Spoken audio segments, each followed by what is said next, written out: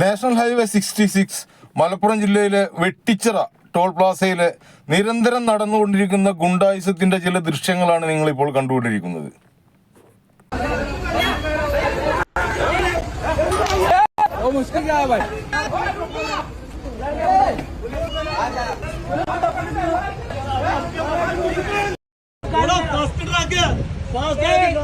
क्यों गाड़ी दे रहे ट्रक वो एलसीवी ट्रक पास नहीं करेगा गाड़ी लेट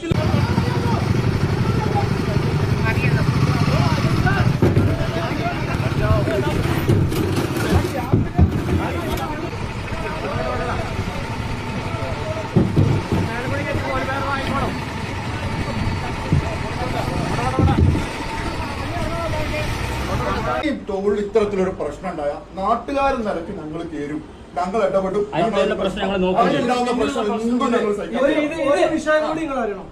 ഇതിനൊക്കെ മുമ്പിൽ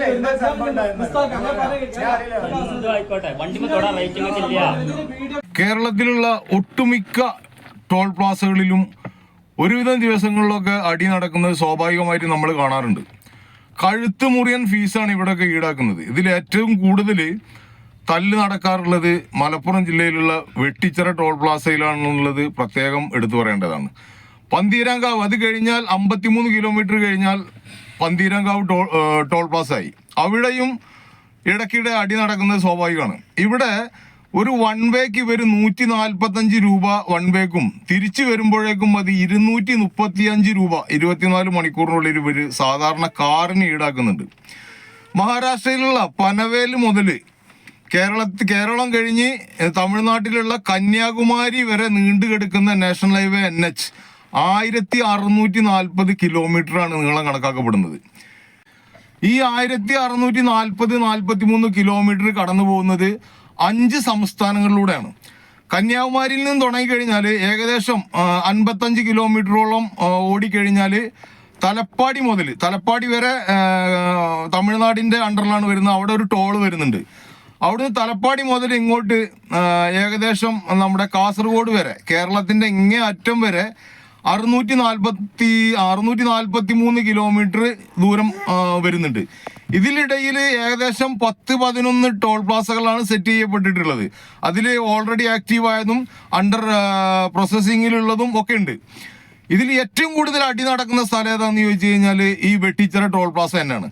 മൊത്തം 5 സംസ്ഥാനങ്ങളിലൂടെ കടന്നു പോകുന്ന ഈ പാതയിൽ അത് മഹാരാഷ്ട്ര, ഗോവ, തമിഴ്നാട്, കർണാടക ഇങ്ങനെയൊക്കെയുള്ള സ്ഥലത്ത് കൂടെയാണ് ഇത് ഈ പാത കടന്നു പോകുന്നത്. നാഷണൽ ഹൈവേ 66 ഇതിൽ 643 കിലോമീറ്റർ കേരളത്തിലൂടെയാണ് കടന്നു പോകുന്നത്. ഏറ്റവും കൂടുതൽ ഏറ്റവും കൂടുതൽ ഇതിൻ്റെ പാതക്ക് ദൂരം കേരളത്തിലൂടെ തന്നെയാണ്. തമിഴ്നാട്ടിൽ ആകെ ഉള്ളത് 50-55 കിലോമീറ്റർ മാത്രമാണ് തമിഴ്നാട്ടിലൂടെ കടന്നു പോകുന്നത്. ഇതിന് ഏത് സമയത്ത് നോക്കിയാലും അടി നടക്കുന്ന ഒരു സ്ഥലം എന്ന പ്രത്യേകത, ആ ഒരു ക്രെഡിറ്റ് ഈ വെട്ടിച്ചിറ ടോൾ പ്ലാസക്ക് തന്നെയാണ് കൊടുക്കേണ്ടത്. എപ്പോൾ നോക്കിയാലും അവിടെ പ്രശ്നങ്ങളാണ്. ഈ അന്യ സംസ്ഥാന തൊഴിലാളികൾ ആണ് അധികം ഇവരവിടെ ഇൻസ്റ്റാൾ ചെയ്തിട്ടുള്ളത്. അധികം ബീഹാറികൾ, ബംഗാളികൾ, ഗുജറാത്തികൾ ഇങ്ങനെയുള്ള ആളുകളെ കൊടുത്തിട്ട് അവിടെയുള്ള ഏറ്റവും ക്രിമിനൽ പാശ്ചാത്തലമുള്ള ആളുകളെ എന്ന് വെച്ചാൽ ലോക്കൽ ഗുണ്ടകളെയാണ് ഇവർ പ്രത്യേകിച്ചും വെട്ടിച്ചിറ ടോൾ പ്ലാസയിൽ കൊടുന്നിരുത്തിയിട്ടുള്ളത്.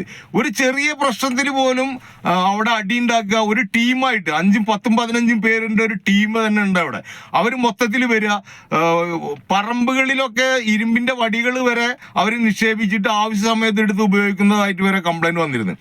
ഇത്തരം സാഹചര്യത്തിൽ ഇതിനെ ശക്തമായിട്ട് പോലീസ് ഇടപെടുക എന്ന് പറഞ്ഞാൽ പോലീസ് ഇടപെടൽ വളരെ കുറവാണ്. ശക്തമായിട്ട് പോലീസ് ഇടപെട്ടുകൊണ്ട് ഇത്തരം പ്രശ്നങ്ങൾ ജനങ്ങൾ വണ്ടിയുടെ 10%, 15% ഒക്കെ ടാക്സ് അടച്ചുകൊണ്ട് റോട്ടിലിറക്കുന്ന വണ്ടികൾ സൗജന്യമായി തന്നെ സഞ്ചാര സ്വാതന്ത്ര്യം ഏർപ്പെടുത്തേണ്ടതിന് പകരം നാഷണൽ ഹൈവേ അതോറിറ്റി ഓഫ് ഇന്ത്യയാണ് ഇവർക്ക് ഈ മാസാമാസം വർഷാവർഷം ഇതിന് ലേലം കൊടുക്കുന്നത്.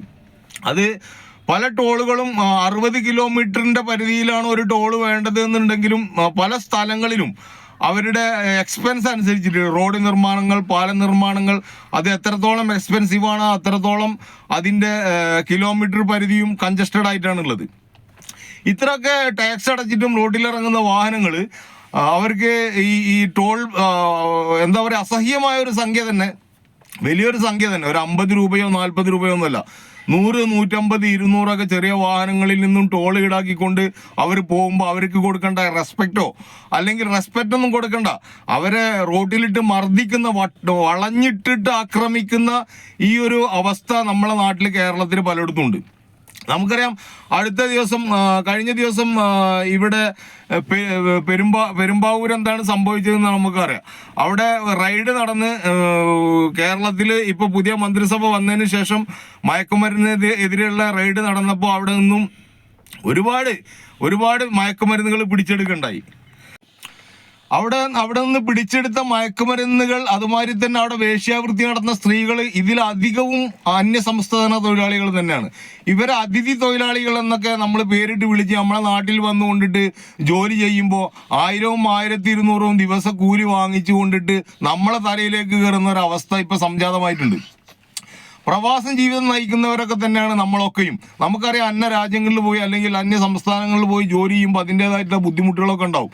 അതൊക്കെ നമ്മൾ സഹിച്ചും തരണം ചെയ്തുകൊണ്ട് ജോലി ചെയ്യുന്നത്. എന്നാൽ അവിടെയുള്ള സ്വദേശികളെ അല്ലെങ്കിൽ പ്രാദേശികമായിട്ട് ജീവിക്കുന്ന ആളുകളെ തലയിൽ കയറാനോ അവരെ അടിക്കാനോ നമ്മൾ പോകാറില്ല. എന്നാൽ ഇവർ സംഘം ചേർന്ന് കൊണ്ടിട്ട് മലയാളികളെ ആക്രമിക്കുന്ന പല ടോൾ പ്ലാസയിലും അതുപോലെ തന്നെ പല ഭാഗങ്ങളിലും വ്യാപകമായിട്ടുള്ള മയക്കുമരുന്ന് ഉപയോഗിച്ചുകൊണ്ട്, മദ്യം ഉപയോഗിച്ചുകൊണ്ട് ആ ഒരു രാസലീല ലഹരിയിൽ മലയാളികളുടെ നെഞ്ചത്ത് കയറുന്ന ഒരു അവസ്ഥ കേരളത്തിൽ സംജാതമായിട്ടുണ്ട്. ഇതിനെതിരെ ശക്തമായ നടപടി പോലീസ് ഉദ്യോഗസ്ഥർ കൈക്കൊള്ളണമെന്നും ഗവൺമെന്റ് ഇതിൽ ശ്രദ്ധ ചെലുത്തണമെന്നും അഭ്യർത്ഥിക്കുകയാണ്.